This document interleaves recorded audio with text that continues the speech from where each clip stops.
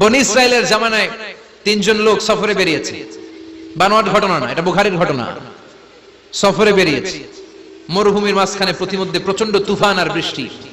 বৃষ্টি থেকে বাঁচার জন্য এর একটা পাহাড়ের গুহার ভিতরে ঢুকেছে। হঠাৎ থান্ডার, বজ্রপাত, বিজলি, মুষলধারে বৃষ্টি। বৃষ্টির পানিতে পিচ্ছিল হয়ে উপর থেকে বিশাল প্রকাণ্ড একটা পাথরের খণ্ড এসে গুহার মুখের মধ্যে আটকে গিয়েছে। যেই গুহার মুখ দিয়ে তারা ঢুকেছে, ওইখানে বিশাল একটা পাথর গড়িয়ে এসে উপর থেকে বলল, অন্ধকার, ভিতরে কোনো আলো নাই, কোন জনমানব নাই, বাঁচানোর কেউ নাই, কিচ্ছু দেখা যায় না, ঘুটঘুটে অন্ধকার। বাইরে থেকে আলো আর অক্সিজেন যে আসবে ওই সুযোগটাও নাই। তিনজন বুঝে গেল আমাদের মৃত্যু এখানেই হবে, আমাদের কঙ্কাল গুলো শত শত বছর এখানে পড়ে থাকবে, কেউ উদ্ধারের জন্য আসবে না, ঠিক কিনা? বাঁচানোর কেউ নাই, অক্সিজেন যতটুকু আছে কিছুক্ষণ পরে এটাও শেষ হয়ে যাবে। তিনজনের একজন বলল, আমাদের বাঁচানোর কেউ নাই, একজন ছাড়া তিনি কে? আমাদের তিনজনের জীবনের এমন কোন নেক আমল আছে কিনা যেটা দিয়ে আল্লাহর কাছে দোয়া করা যায়? কার জীবনে কি নেক আমল আছে যেই নেক আমলটা দুনিয়ার কোন মানুষকে দেখানোর জন্য করা হয় নাই, শুধু করা হয়েছে কার জন্য? এরকম কোন নেক আমল থাকলে দোয়া করা শুরু করো, এছাড়া আমাদের বাঁচার কোনো উপায় নাই। একজন দোয়া করা শুরু করলো, হাদিসে লম্বা একটা হাদিস, আমি সরল বঙ্গানুবাদ শোনাচ্ছি। একজন দোয়া করা শুরু করলো, একজন বলতে শুরু করলো, আল্লাহুম্মা কানালি আবাওয়ান শাইখান কাবীরান, ও আল্লাহ, আমার বৃদ্ধ বৃদ্ধা মা বাবা ছিল, আমি পেশায় ছিলাম রাখাল, প্রতিদিন রাখালগিরি করার পরে, ছাগলের দুধ দোহন করার পরে যখন বাসায় ফিরে আসতাম, সবার আগে আমি আমার আব্বা আম্মারে দুধ খাওয়াতাম। আব্বা আম্মাকে দুধ খাওয়ানোর পরে আমার সন্তানদের মুখে, আমার স্ত্রীদের মুখে আমি দুধ তুলে দিতাম। একদিন আমার আসতে দেরি হয়ে গেল, এসে দেখি আব্বা আম্মা ঘুমিয়ে গেছে। দুধের বাটি নিয়ে আমি আব্বা আম্মার মাথার সামনে দাঁড়িয়ে রইলাম। মনে মনে ভাবলাম, আব্বা আম্মা যখন ঘুম থেকে জাগবে, আব্বা আম্মারে আগে আমি দুধ খাওয়াবো, তারপরে ছেলে মেয়েরে খাওয়াবো, স্ত্রীদেরকে খাওয়াবো। দাঁড়িয়ে রইলাম, আমার ছেলে মেয়েরা এসে আমার কাছে বলল, আব্বা খাবার দাও, আমি দেই নাই। ক্ষুধার জ্বালায়, ক্ষুধার যন্ত্রণায় পাগল পড়া হয়ে আমার কলিজার টুকরা ছেলে মেয়েগুলো আমার পায়ের মধ্যে পড়ে কাঁদতে লাগলো, আব্বা একটু দুধ দাও, ক্ষুধা লেগেছে। ও আল্লাহ, আমি দেই নাই। ফজর পর্যন্ত দাঁড়িয়ে রইলাম। ফজরের সময় যখন আব্বা আম্মা ঘুম থেকে উঠলেন, সবার আগে আব্বা আম্মারে দুধ খাওয়ালাম, তারপরে ছেলে মেয়েদের মুখে তুলে দিলাম। ও আল্লাহ, ও আল্লাহ, ওই দিনে সারা রাতটা আমি দাঁড়িয়ে আব্বা আম্মার জন্য যে দাঁড়িয়েছিলাম, দুনিয়ার কাউরে দেখানোর জন্য নয়, শুধু তোমারে খুশি করার জন্য। ওই রাতের ইবাদতটা যদি তোমার কাছে পছন্দ হয়, ফাফরিজ আন্না মা নাহনু ফি, আজকে যেই বিপদে আমরা আছি, বিপদ থেকে তুমি বাঁচাও। বলার সাথে সাথে 1/3, 1/3 পাথরটা ডান দিকে সরে গেল। সুবহানাল্লাহ পড়বেন না? এবার বাইরে থেকে আলো আসতে শুরু করেছে, অক্সিজেন ঢুকতে শুরু করেছে, তাদের মনের মধ্যে স্বস্তি ফিরে এসেছে। এবার দ্বিতীয় জন দোয়া শুরু করলো, আল্লাহ, আমার এক চাচাতো বোন ছিল, এত সুন্দরী, আমার জীবনে এত সুন্দরী নারী আমি দেখি নাই, এত সুন্দরী নারী। ওয়া কুনতু উহিব্বুহু বিআশাদ্দি মা ইউহিব্বুর রিজাল আন নিসা, একজন পুরুষ একজন নারীকে যত ভালোবাসতে পারে আমি ঠিক ততটা ভালোবাসতাম আমার এই সুন্দরী কাজিনকে, চাচাতো বোনকে। কিন্তু আমার মনের কথা আমার চাচাতো বোনরা আমি বুঝাতে পারি নাই। একদিন লজ্জা শরমের মাথা খেয়ে চাচাতো বোনরা আমি বললাম, তোরে আমি বড্ড ভালোবাসি, একান্তে আমি তোরে চাই। চাচাতো বোন বলল, এত এত স্বর্ণ মুদ্রা যেদিন জমাতে পারবা ওই দিন আমারে পাবা। এবার আমি স্বর্ণ মুদ্রা জমাতে লাগলাম। জমাতে জমাতে জমাতে জমাতে বছর শেষে স্বর্ণ মুদ্রার থলে নিয়ে চাচাতো বোনের হাতে দিলাম। চাচাতো বোন আমার অপকর্মে রাজি হয়ে গেল। গোপন একটা রুমের ভেতরে আমরা ঢুকলাম, দুইজনেই জামা কাপড় খুলে নেকেড হলাম, জিনা করব, পাপ কাজ করব। একেবারে ফাইনাল ডেস্টিনেশন আমরা চলে গেলাম। পাপ কাজ যখন আমরা শুরু করব, ইন দা মিন টাইম আমার চাচাতো বোন আমার ডেকে বলে, ও আমার চাচাতো ভাই, ইত্তাকিল্লাহ, ইত্তাকিল্লাহ, আল্লাহরে ভয় কর, আমার সতীত্ব নষ্ট করে দিস না। আল্লাহ ওই মুহূর্ত থেকে ফিরে আসা কোনো পুরুষের পক্ষে সম্ভব ছিল না। ইত্তাকিল্লাহ, এই বাক্যটা শুনে, তোমার আওয়াজ শুনে আমার কলিজার মধ্যে কাঁপুনি ছুটে গিয়েছে। তোমার নাম শুনে আমি আর ধৈর্য ধারণ করতে পারি নাই, চিৎকার মেরে জামা পেড়ে ওই ঘর থেকে বের হয়ে গেলাম। ও আল্লাহ, শুধুমাত্র কেবলমাত্র একমাত্র তোমার ভয়ে ওই দিন আমি আমার চাচাতো বোনের সাথে পাপ কাজে লিপ্ত হই নাই। আল্লাহ রে, ওই দিনের আমলটা যদি তোমার দরবারে কবুল হয়ে থাকে, আজকের বিপদের দিনে তুমি আমাদের বাঁচাও। বলা মাত্রই এই দোয়া আল্লাহর কাছে এত কবুল হয়েছে, কারণ আল্লাহর ভয় এটা পৃথিবীর সবচেয়ে বড় ইবাদত। চিল্লায় বলেন ঠিক কিনা? যাদের হৃদয়ে আছে আল্লাহর ভয়, তারা কভু পথ ভুলে যায় না। আল্লাহর প্রেম ছাড়া এই দুনিয়ায় কারো কাছে কোনো কিছু চায় না। ঠিক কি না? আল্লাহর ভয় আল্লাহর কাছে সবচেয়ে বড় প্রিয় ইবাদত। আল্লাহর কাছে দোয়াটা এত পছন্দনীয় হয়েছে, মুহূর্তের মধ্যে 2/3 পাথরটা গুহার মুখ থেকে ডান দিকে সরে যায়। 2/3 পাথর এখন সরে গিয়েছে।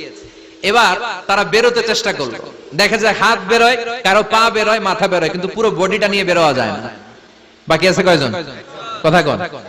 এবার 3 নাম্বার লোক দোয়া করতে শুরু করেছে, আল্লাহ ইন্নী ইস্তাজারতু উজারা ফাদাফা'তু সামানাহুম। আল্লাহ আমি অনেকগুলো শ্রমিক ভাড়া করেছিলাম, তাদেরকে দিয়ে কাজ করিয়ে তাদের ঘাম শুকিয়ে যাওয়ার আগে প্রত্যেকটা শ্রমিকের পারিশ্রমিক আমি দিয়ে দিয়েছি। সবগুলো শ্রমিক আমার কাছ থেকে পারিশ্রমিক বুঝে নিয়েছে, একজন ছাড়া। একজন না নিয়ে চলে গেছে। তার টাকা তারে আমি বুঝাই দিতে পারি নাই। তার রেখে যাওয়া টাকা দিয়ে আমি কয়েকটা ছাগল কিনলাম। ওই ছাগল পালতে পালতে বাচ্চা দিল, আরো বাচ্চা দিল, দিতে দিতে বিশাল ছাগলের ডেইরি ফার্ম বানালাম। এক যুগ পরে ওই শ্রমিক এসে বলে, হে আমার মালিক, 12 বছর আগে তোমার কাছে কাজ করেছিলাম, টাকা কিন্তু নেই নাই, টাকা দাও। আমি বললাম, ওই যে বিশাল ছাগলের বড় একটা ডেইরি ফার্ম দেখা যায়, পুরো ডেইরি ফার্ম তোমার, ডেইরি ফার্মটা তুমি নিয়ে যাও। শ্রমিক আমারে বলতে লাগলো, তাস্তাজিউ মিন্নি, আমার সাথে ঠাট্টা করো নাকি? একদিনের পারিশ্রমিক দিয়ে ডেইরি ফার্ম হয় নাকি? যতটুকু টাকা তোমার কাছে আমি 12 বছর আগে পেতাম ততটুকু দিলেই চলবে। তারে আমি বুঝিয়ে বললাম, তোর টাকা দিয়ে ছাগল কিনেছি, ছাগলের ব্যবসা করে ডেইরি ফার্ম বানিয়েছি, একটার পর একটা ছাগল বাচ্চা দিতে দিতে আজকে হাজার হাজার ছাগলের এই ডেইরি ফার্ম, পুরো ডেইরি ফার্মটা আমি তোরে দিয়ে দিলাম। বলা মাত্র ওই শ্রমিকটা ডেইরি ফার্ম নিয়ে চলে গেল। মাবুদের এই কঠিন বিপদের দিন সে শুধু দাবি করেছিল তার পারিশ্রমিক, তার পারিশ্রমিকের টাকা তার হাতে দিলে সে খুশিতে বাকবাকুম, কিন্তু তার বদলে পুরো ডেইরি ফার্মটা আমি তার হাতে তুলে দিয়েছি একমাত্র তোমার সন্তুষ্টির জন্য। ওই দিনের আমলটা যদি তোমার দরবারে একটুও ভালো লেগে থাকে রে মাওলা, আজকের কঠিন বিপদ থেকে বাঁচাও। বলতে দেরি মুহূর্তের মধ্যে বিশাল পাথর খণ্ডটা গুহার মুখ থেকে ডান দিকে সরে যায়। আল্লাহর শুকরিয়া করে 3 জন বের হয়ে যায়। সহিহ বুখারীর বর্ণনা। আপনার জীবনে এমন কোন নেক আমল যদি থাকে যেটা শুধু আল্লাহর দেখানোর জন্য করছিলেন, আমরা আমল করব অবশ্যই দেখানোর জন্য, তবে মানুষকে নয়। কারা দেখানোর জন্য? আমাদের সব দেখানো হবে একজনকে। চিল্লায় বলেন, তিনি কে? আপনার এমন কোন নেক আমল যদি থাকে যেটা আপনি আল্লাহরে খুশি করতে করছিলেন, ওইটার ওসিলা করে দোয়া করে দেখেন, ওই দোয়া কবুল করে নিবে কে? রাজি আছেন তো? সব সময় অন্যায় হয়ে গেলে, পাপ হয়ে গেলে তওবা করব কার কাছে? বিপদে আপদে সব অবস্থায় আস্তাগফিরুল্লাহ পড়তে রাজি আছেন তো? আর জিকির চলবে একজনের। চিল্লায় বলেন, তিনি কে? আর জিকিরটা হতে হবে একজনের নামে। চিল্লায় বলেন, তিনি কে? ওয়াযকুর রাব্বাকা ফি নাফসিকা তাদাররুআ ওয়া খীফা ওয়া দুনাল জাহরি বিল কওলি বিল গুদুমি ওয়াল আসাল ওয়া লা তাকুম মিনাল গাফিলিন। আল্লাহ বললেন, ওয়াযকুর রাব্বাকা ফি নাফসিকা তাদাররুআ ওয়া খীফা, আল্লাহর জিকির করো, আল্লাহর নাম জপো মনে মনে, বিনয়ের সাথে, গোপন ভাবে, চিৎকার চেঁচামেচি করো না। কিন্তু আমাদের জিকিরের ভেতরে চিৎকার চেঁচামেচি আছে না নাই? আমরা মাহফিলের মধ্যে মাঝে মাঝে লা ইলাহা ইল্লাল্লাহর জিকির করাই না আওয়াজ করে, এটা হচ্ছে তাআলিমান, তাআলিমের জন্য জায়েজ আছে। কিন্তু শ্রেষ্ঠ জিকির হচ্ছে একা একা জিকির করা। আল্লাহ বললেন তাদাররুআ ওয়া খীফা, কোরআনের আয়াত, তাদাররুআ ওয়া খীফা, with full of humility and humbleness, বিনয়ের সাথে জিকির করো। খীফা, গোপনে গোপনে, দুনাল জাহরি বিল কওল, চিৎকার না করে। কিন্তু চিৎকার করে লাফিয়ে লাফিয়ে জিকির করা দেশে আছে না নাই? কথা বলেন। ইন্নাল্লাহা জামিল ওয়া ইউহিব্বুল জামাল, আল্লাহ নিজে সুন্দর আর সব সুন্দরকে আল্লাহ পছন্দ করেন। দেখবেন এদেশে কিছু জিকির আছে ওটার মধ্যে আল্লাহর নাম বোঝা যায় না, আছে না নাই? হুই হাই করে, লাফালাফি করে, এই যে হুই হুই হুই হুই যে করে, এই হুই হুই এর মধ্যে আল্লাহর নাম আছে? কথা কন। যেই শব্দে আল্লাহর নাম নাই ওটা দিয়ে জিকির করা যাবে? কত ধরনের ভয়ঙ্কর জিকির। আবার জিকিরও করে বাঁশের উপরও লাফায়। যিনি জিকির পরিচালনা করে তার কাঁধের উপর যে চেপে বসে, আছে না নাই? এটা কি জিকিরের সৌন্দর্য? কথা বলেন। আমরা জিকির করব ওই পন্থায় যে পন্থায় বিশ্বনবী করেছেন, সাহাবারা করেছেন। বিশ্বনবী জিকির করতেছেন, সাহাবারা জিকির করতে করতে বিশ্বনবীর কান্দে উঠছে, আছে না হাদিসে? সাহাবারা জিকির করতে করতে খেজুর গাছের চূড়ায় উঠেছে। কথা বলেন। জিকিরের মধ্যে সৌন্দর্য আছে না নাই? এজন্য জিকিরের সৌন্দর্যগুলো অবলম্বন করে যেন আমরা আল্লাহরে ডাকতে পারি। চিল্লায় বলেন, ঠিক কি না? এজন্য রাব্বুল আলামিন বলেন, ফাযকুরুনি আযকুরকুম ওয়াশকুরুলি ওয়ালা তাকফুরুন, বেশি বেশি আমার জিকির করো, তাইলে আমিও তোমাদের জিকির করব। আমরা আল্লাহরে ডাকলে আল্লাহ নাকি আমগরে ডাকে, ভাল লাগে? আল্লাহ বললেন ফা ইন যাকারানি ফি নাফসি যাকারতুহু ফি নাফসি, আমার বান্দা যদি একা একা আমার জিকির করে, আমি আমার বান্দার একা একা জিকির করি। আমার বান্দা যদি মহা সম্মেলনে মহা সমাবেশে সবাই নিয়ে আমারে ডাকে, আমি এর চাইতে শ্রেষ্ঠ একটা মহা সম্মেলন ফেরেশতাদেরকে নিয়ে করে আমার বান্দার জিকির করি। ওয়া ইন তাকাররাবা ইলাইয়া শিবরান তাকাররাবতু ইলাইহি যিরাআন, আমার কোন বান্দা আমার দিকে যদি এক বিঘত এগিয়ে আসতে চায়, আমি আমার বান্দার দিকে এক হাত এগিয়ে যেতে চাই। আমার বান্দা যদি আমার দিকে এক হাত এগিয়ে আসে, আমি আমার বান্দার দিকে দুই হাত এগিয়ে যাই। ওয়া ইন আতানি ইয়ামশি আতাইতুহু হারওয়ালা, আমার বান্দা যদি আমার দিকে হেঁটে হেঁটে আসতে চায়, আমি আমার বান্দার কাছে দৌড়ে দৌড়ে যাই। কি আল্লাহ আমরা পাইছি, ডাকা মাত্রই তিনি সাড়া দেয়। চিল্লায় বলেন ঠিক কিনা? এজন্য সব সময় আল্লাহর জিকির দিয়ে হৃদয়টারে সিক্ত রাখার দরকার আছে না নাই? বিষ্ণু বললেন লা ইয়াজালু লিসানুকা রাতবান মিন যিকরিল্লাহ, সব সময় আল্লাহর জিকির দিয়ে জিহ্বাটারে ভিজায় রাখো। জিকির করেন লা ইলাহা ইল্লাল্লাহ, লা ইলাহা লা ইলাহা ইল্লাল্লাহ মুহাম্মাদুর রাসূলুল্লাহ সাল্লাল্লাহু মাসালুল লাযী ইয়াযকুরু রাব্বা ওয়াল্লাযী লা ইয়াযকুরু রাব্বা মাসালুল হাইয়্যি ওয়াল মাইয়্যিত। যে হৃদয় আল্লাহর জিকির করে আর যে হৃদয় জিকির করে না, বিশ্বনবী বললেন দুই হৃদয়ের পার্থক্য হচ্ছে একটা জীবিত হৃদয় আর একটা মৃত হৃদয়। এখন আপনার হৃদয়কে আপনি কি জিন্দা রাখতে চান না মুর্দা বানাতে চান? আবার আল্লাহ বললেন আলা বিযিকরিল্লাহি তাতমাইন্নুল কুলুব, দুনিয়ার কোন জিনিস দিয়ে কলবের পরিচ্ছন্নতা হয় না, দুনিয়ার কোন জিনিস দিয়ে কলব পরিচ্ছন্ন হয় না, কলবের খাদ্য হয় না। কলবের খাদ্য হয় একটা জিনিস দিয়ে, সেটা কি? আল্লাহর জিকির। এজন্য কলবের মধ্যে কি বসাবেন? নাকি আয়না? আয়না বসাইয়া দে মোর কলবের ভিতর বাবারে, কথা কোন? আয়না বসাইতে চাই, আছে না নাই? তোর বাবার কলবে তো আয়না নাই, তোরে কি আয়না দিব? বিশ্বনবী কলবে আয়না বসাইছে, সাহাবারা আয়না বসিয়েছে, আবু হানিফা কলবের ভেতরে আয়না বসিয়েছে, ইমাম শাফিঈ কলবে আয়না বসিয়েছে। কলবে আল্লাহর জিকির ছাড়া কোনো আয়না ফায়না বসানো চলবে না। চিৎকার করে বলেন ঠিক কিনা? আবার বিশ্বনবী বললেন আফদালুয যিকরি লা ইলাহা ইল্লাল্লাহ, জিকিরের জগতে যত জিকির আছে শ্রেষ্ঠ জিকির হলো লা ইলাহা ইল্লাল্লাহ। মান ক্বালা লা ইলাহা ইল্লাল্লাহ সিদকান মিন কলবিহি দাখালাল জান্নাহ, ঈমানের সাথে ইখলাসের সাথে একবার কেউ যদি লা ইলাহা ইল্লাল্লাহ পড়ে, তার জন্য জান্নাতকে ওয়াজিব করে দিবে কে? ঝিনুকের ভেতর লুকিয়ে থাকে যেমন মতি, ঝিনুকের ভেতর লুকিয়ে থাকে যেমন মতি, কালমা শাহাদাতে আছে আল্লাহর জ্যোতি, কালমা শাহাদাতে আছে আল্লাহর জ্যোতি। পড়েন সবাই। ঝিনুকের ভেতর লুকিয়ে থাকে যেমন মতি, ঝিনুকের ভেতর লুকিয়ে থাকে যেমন মতি, কালমা শাহাদাতে আছে আল্লাহর জ্যোতি, কালমা শাহাদাতে আছে আল্লাহর জ্যোতি। সুবহানাল্লাহ পড়ে। তাহলে জিকিরের জগতে সবচেয়ে শ্রেষ্ঠ জিকিরের নাম, চিল্লায় বলেন কি নাম? সাইয়েদনা মুসা আলাইহিস সালাম আল্লাহর ডেকে বললেন মাবুদ। সহিহ ইবনে হিব্বান, মুস্তাদরাকে হাকিম, দুইটা সহিহ হাদিসের গ্রন্থে হাদিসটা এসেছে। সাইয়েদনা আবু সাঈদ আল খুদরি হাদিসের বর্ণনাকারী। বিশ্বনবী বললেন মুসা আলাইহিস সালাম আল্লাহর ডেকে বললেন আল্লাহ আল্লিমনি কালিমাতান আদউ বিহা, ও আল্লাহ এমন একটা স্পেশাল জিকির আপনি আমারে শিক্ষা দেন, এই জিকির দিয়ে আমি আপনারে ডাকবো। এই জিকিরটা জানবে শুধু আমি আর জানবেন আপনি, দুনিয়ার কেউ জানবে না।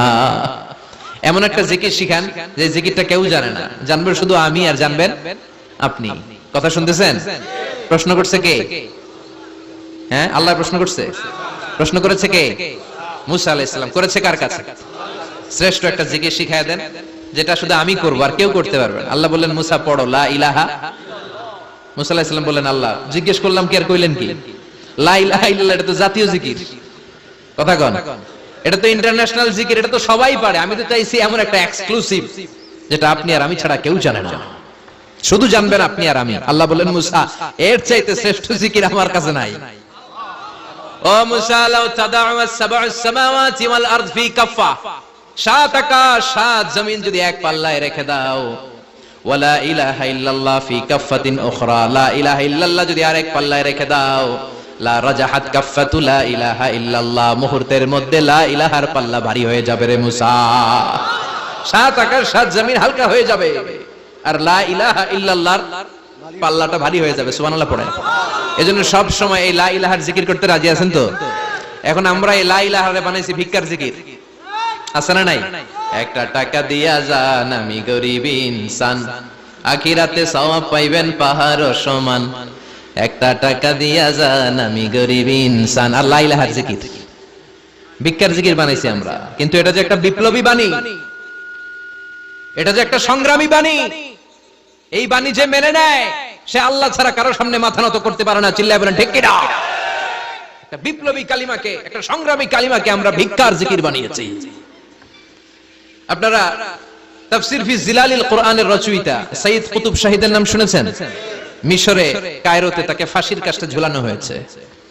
উনি ইসলামী আন্দোলনের দাওয়াত যখন শুরু করলেন, ইসলামের সঠিক ব্যাখ্যা যখন দিতে আরম্ভ করলেন, সামাজিক জাহালাতকে দুমড়ে মুচড়ে পদদলিত করে তিনি কোরআনের বাণী যখন মিশরের যুবক শ্রেণীদের হৃদয়ে গেড়ে দিতে চাইলেন, প্রথিত করতে চাইলেন, এই অ্যাক্টিভিটিজের অংশ হিসেবে তিনি কোরআনের তাফসীর লেখার কাজে হাত দিলেন আর লিখে ফেললেন জগৎ বিখ্যাত তাফসীর, তাফসীর ফি জিলালিল কোরআন। যেই তাফসীর পড়ে পড়ে অনেক ছেলে পথের দিশা পেয়েছে, ঠিক কি না? এই তাফসীর লেখার কারণে মিশরের মধ্যে নতুন আন্দোলন তৈরি হয়ে যায়। সবার মুখে এক কথা, সৃষ্টি যার, আইন চলবে আল্লাহর আইন ছাড়া অন্য কোন আইন দিয়ে মিশরের বুকে কোনো বিচার আমরা হতে দেব না। মিশরের তাগড়া যুবকগুলো কায়রোর রাস্তায় নেমে এলো, ঘোষণা দিল সৃষ্টি যার, আইন চলবে তার। চোরের হাত কেটে দাও, ধর্ষকদের শাস্তি দাও জনসম্মুখে, ঠিক কি না? দুর্নীতিবাজদেরকে আইনের আওতায় আনো। দেশের শত্রু, দশের শত্রু, স্বাধীনতার শত্রু সবগুলারে বিচারের আওতায় আনো কোরআনের আলোকে, ঠিক কি না? সংগ্রাম, বিক্ষোভে ফেটে পড়লো পুরো মিশর। এই বিক্ষোভে টালমাটাল সরকার, জামাল আব্দুল নাসের কোন উপায় অন্তর না পেয়ে এই তাফসীর কারক, এই মুফাসসিরে কোরআনকে জেলের ভিতরে ভরছে। গোটা বিশ্বব্যাপী সব সত্য আর ন্যায়ের পক্ষের ধারক আর বাহক যারা, তাদের উপরে এরকম জালিম গাদ্দারদের অত্যাচার আছে না নাই? তাকে ফাঁসির কাস্টে ঝুলানো হবে। আদালত থেকে রায় দেয়া হয়েছে মিশরের যুবকদেরকে এরকম আন্দোলনে ঠেলে দেওয়ার কারণে ডেথ পেনাল্টি, ফাঁসির রায় হলো। সাইয়্যিদ কুতুব শাহীদের ফাঁসির দিন ঘনিয়ে আসলো। কারা কর্তৃপক্ষের নিয়ম অনুযায়ী যাদেরকে হ্যাঙ্গিং করা হয়, ফাঁসি দেয়া হয়, ফাঁসির ঘন্টা খানিক আগে ওই জেলখানার ইমাম সাহেব এসে তাদেরকে কালিমা পড়ায়। কি পড়ায়? আফদালু যিকরি লা ইলাহা, এই যে শ্রেষ্ঠ জিকির, এই শ্রেষ্ঠ জিকিরটা এসে পড়ায়। সাইয়্যিদ কুতুব শাহীদের ফাঁসির কাস্টে দাঁড়ানোর 1 ঘন্টা বাকি। কয় ঘন্টা? In the meantime jail কোডের নিয়ম অনুযায়ী জেলখানার ইমাম সাহেব চলে এসেছে। এসে বললেন, সাইয়্যিদ কুতুব শাহীদ, আমি আপনারে কালিমা পড়াতে এসেছি, পড়েন লা ইলাহা ইল্লাল্লাহ। সাইয়্যিদ কুতুব শাহীদ বললেন, তুই আমারে কালিমা শিখাইস না, তোর কাছ থেকে আমার কালিমা শিখতে হবে না। এই কালেমা আমি খুব ভালো করে জানি। যেই কালেমার তালিম দেওয়ার জন্য সরকার তোরে বেতন দিয়ে রাখে, ওই কালিমার ব্যাখ্যা করার কারণে আজকে আমার ফাঁসির মঞ্চে দাঁড়ানো লাগতেছে। চিল্লা এখন, ঠিক কিনা? একই কালেমার তালিম তুমি দাও, তোমার টাকার বান্ডিল দেয়, আর ওই কালেমার এক্সপ্লেনেশন, ব্যাখ্যা আমি সমাজে দিয়েছি, তাই আমারে ফাঁসি দেয়। তার মানে তোর কালেমা আমার কালেমা দুইটা আলাদা কালেমা, তোর কালেমা আমার কালেমা এক কালেমা না। চিল্লা এখন, ঠিক কিনা? তার মানে কালেমা আর কালেমায় পার্থক্য আছে না নাই? ইমানে ইমানে পার্থক্য আছে না নাই? আলহামদুলিল্লাহ। আরেকটা হচ্ছে লা ইলাহা ইল্লাল্লাহ, আরেকটা হচ্ছে আল্লাহু আকবার। এই চারটার চেয়ে শ্রেষ্ঠ জিকির আর নাই। কথা বলেন, এটার এই চারটার ভিতরে ইল্লাল্লাহ আছে? কথা বলেন। এজন্য জিকিরকে আমরা খণ্ডিত করব না। ঠিক যেমন যেমন সহিহ সুন্নাহ এসেছে তেমন তেমন জিকির করলে আপনার কলিজাটারে ঠান্ডা করে দিবে কে? ইল্লাল্লাহর ব্যাখ্যা থাকতে পারে। অনেকে ব্যাখ্যা করে যে এটার মধ্যে লা ইলাহা আছে, এটাকে গোপন রাখা হয়েছে, আমরা ইল্লাল্লাহ পড়ি না, ওটার দরকার নাই। বিশ্বনবী এবং সাহাবারা যেই পন্থায় জিকির করেছেন, যেই পন্থায় জিকির শিখিয়েছেন, ওইটার ভিতরে বরকত বেশি না কম? কথা বলেন, বেশি না কম? এজন্য বিশ্বনবী বললেন আল্লাহর কাছে প্রিয় কথা 4টা। একটা হলো সুবহানাল্লাহ, দ্বিতীয়টা হলো আলহামদুলিল্লাহ, তৃতীয়টা হলো লা ইলাহা ইল্লাল্লাহ, চতুর্থটা হলো আল্লাহু আকবার। সুবহানাল্লাহ, আমার সাথে সাথে আওয়াজ করে পড়েন সুবহানাল্লাহ, আলহামদুলিল্লাহ, লা ইলাহা ইল্লাল্লাহ, আল্লাহু আকবার, সুবহানাল্লাহ, আলহামদুলিল্লাহ, লা ইলাহা ইল্লাল্লাহ। আওয়াজ করে পড়েন আল্লাহু আকবার। মনে থাকবে? জিকিরের ওয়াজ শেষ। এগুলোর চেয়ে শ্রেষ্ঠ জিকির নাই। সবচেয়ে শ্রেষ্ঠ জিকির লা ইলাহা ইল্লাল্লাহ, সবচেয়ে শ্রেষ্ঠ কালিমা আল্লাহর কাছে এই চারটা। একটু খেয়াল করে দেখেন, এই প্রতিটা জিকিরের মধ্যে আমার আল্লাহর নাম আছে না নাই? সুবহানাল্লাহ আছে না? আলহামদুলিল্লাহ, লা ইলাহা ইল্লাল্লাহ, আল্লাহু আকবার। আল্লাহ ছাড়া আল্লাহর নাম থাকবে না যেই শব্দের মধ্যে ওই সমস্ত নাম আর হুই হুই হুই হুই, এগুলো দিয়ে কোনো জিকির করা যাবে। আবার আব্দুল্লাহ ইবনে আমর ইবনুল আস বর্ণনা করেন, বিশ্বনবী যখন জিকির গুলো করতেন, আমি বিশ্বনবীকে দেখেছি বিশ্বনবীর আঙ্গুলের কড়াই জিকির গুনতেন। সুবহানাল্লাহ পড়েন। দেখতেছেন আমার হাত দেখা যায়? দেখা যায়, দেখা যায়। রাআইতুন নাবিয়্যা, আব্দুল্লাহ ইবনে আমর ইবনুল আসের বর্ণনা, রাআইতুন নাবিয়্যা ইয়াকিদুত তাসবিহা বিয়ামিনিহি, আমি বিশ্বনবীকে ডান হাতের গিড়ার ভেতরে তাসবিহ গুনতে শুনেছি, তাসবিহ গুনতে দেখেছি। সুবহানাল্লাহ পড়েন। এখন আমরা লম্বা তাসবিহ ছড়া নেই না, এটা জায়েজ, কিন্তু শ্রেষ্ঠ হচ্ছে হাতের গিড়ায় গোনা। এই প্রতিটা গিড়া in the day of judgment আপনার পক্ষে সাক্ষী দিবে। মনে থাকবে? কিভাবে গুনবেন? বাঁ হাতে না ডান হাতে? ডান হাত উঁচু করেন সবাই, এইভাবে। নামাজ শেষ, আল্লাহু আকবার পড়ে 3 বার ইস্তিগফার পড়ে গোনা শুরু, এইভাবে সুবহানাল্লাহ। ঠিক আছে? এরপর আলহামদুলিল্লাহ, এরপর আল্লাহু আকবার। সবাই রাজি তো? সবাই রাজি? আল্লাহ তুমি কবুল করো। আরো জোরে পড়েন আমিন। তাহলে আমরা তাওবার পদ্ধতি জানলাম, কেন আমরা ইস্তিগফার পড়বো জানলাম, এরপরে জিকিরের খুঁটিনাটি জানলাম। এবার কেমন করে আল্লাহর কাছে দোয়া করবো এটাও জানার দরকার আছে না নাই? বিশ্বনবী বললেন, দোয়া মুখুল ইবাদা, দোয়া হলো ইবাদতের নির্যাস। যে দোয়া করে না সে কিছুই করে না। তিরমিজির আরেক বর্ণনায় বিশ্বনবী বললেন, আদ-দুআউ হুয়াল ইবাদা, দোয়াটাই হলো ইবাদত। দোয়াটা ইবাদত। ধরেন আমি দোয়া করা শুরু করলাম, এটাই ইবাদত। নামাজ যেমনি ইবাদত, জিকির যেমনি ইবাদত, হজ করা যেমনি ইবাদত, দোয়া করাটাও। এজন্য প্রতি নামাজের শুরুতে দোয়া আছে না নাই? সূরাতুল ফাতিহার আরেক নাম সূরাতুদ দোয়া, দোয়ার সূরা। আমরা প্রত্যেকবার সূরা ফাতিহা যখন পড়ি আমরা পড়ি ইহদিনাস সিরাতাল মুস্তাকিম। সবাই পড়েন ইহদিনাস সিরাতাল মুস্তাকিম। ও আল্লাহ, আপনি আমাদেরকে সরল সঠিক পথ দেখান। পড়েন আমিন। ও আল্লাহ, show us the right path, show us the correct path, show us the middle path. আল্লাহ মধ্যম পন্থা দেখান, মাঝামাঝি রাস্তাটা দেখান, সিরাতুল মুস্তাকিম দেখান। আমাদেরকে রাস্তা দেখায় কে? কথা বলেন না। আমরা যদি পথ ভুলে যাই, পথ দেখায় দেয় কে? এজন্য বিশ্বনবী বললেন যে দোয়া বাদ দিল তার সব বাদ। কারণ দোয়া দিয়ে নামাজ শুরু, দোয়া দিয়ে সব শুরু। দোয়াটাই হলো ইবাদত। চিল্লায় বলেন ঠিক কি না? আর দোয়া সিলাহুল মুমিন, দোয়া হচ্ছে মুমিনের উইপেন, অস্ত্র, মুমিনের বড় অস্ত্র। যেখানে সবকিছুর দৌরাত্ম্য শেষ, ওইখানে দোয়ার দৌরাত্ম্য শুরু। যেখানে সবকিছুর কারিশমা শেষ, ওখান থেকে দোয়ার কারিশমা শুরু। এরকম অনেক ক্যান্সারের মতো দুরারোগ্য ব্যাধিতে আক্রান্ত, ডক্টর ফাইনালাইজ করে দিয়েছে বাঁচবে না, 2 মাস বাঁচবে। কয় মাস? কথা বলেন। মাত্র 2 মাস সে বাঁচবে। তারপরে দেখা গেছে লোকটা 7 বছর বেঁচে ছিল। আছে না নাই? দোয়া, the power of দোয়া। Everything is pre-written, but by supplication is it's rewritten. সবকিছু আগে লেখা থাকে। মহাবিশ্ব সৃষ্টির 50,000 বছর আগে আমাদের ভাগ্যে কি ঘটবে সব লিখে রেখেছে কে? সব অপরিবর্তনীয়। কিন্তু এই তাকদীরেরও কিছু জিনিস আল্লাহ চেঞ্জ করে দেয় দোয়ার বরকতে। এজন্য দোয়া করার দরকার আছে না নাই? মায়ের কাছে দোয়া চাবেন, মায়ের দোয়া আল্লাহ ফেরায় না। মজলুম ব্যক্তির দোয়া আল্লাহ ফেরায় না। মুসাফিরের দোয়া আল্লাহ ফেরায় না। যিনি রোজা রেখে দোয়া করেছেন তার দোয়া আল্লাহ ফেরায় না। এজন্য বেশি বেশি আল্লাহর কাছে দোয়া করতে রাজি আছেন তো? কিন্তু দোয়াটা হইতে হবে সিনসিয়ার, একনিষ্ঠ দোয়া।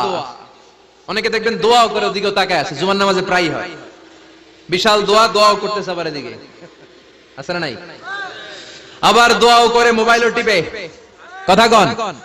আবার আমরা আলোচনা শেষে দোয়াও করি, পোলাপাইন সেলফিও তোলে, আছে না নাই? সিনসিয়ারিটি নাই। আপনার কি পরিমাণে সিনসিয়ারিটি আছে এটার উপর ডিপেন্ড করবে আপনার দোয়া কবুল হবে কি হবে না। একজন দোয়া করলে মুহূর্তে কবুল, চোখ বন্ধ করলে আল্লাহর আরশে চলে যায়। মদিনার সাথে ওর কানেক্টিভিটি বেড়ে যায়, আল্লাহর সাথে কানেক্টিভিটি বেড়ে যায়। সে ফিল করে সে আল্লাহর সাথে কানেক্ট হয়ে গিয়েছে। আর আরেকজন দোয়ার মধ্যে খুঁজে কিছু পায় না, আছে না নাই? তো দুই দোয়ায় পার্থক্য আছে না? কথা কন।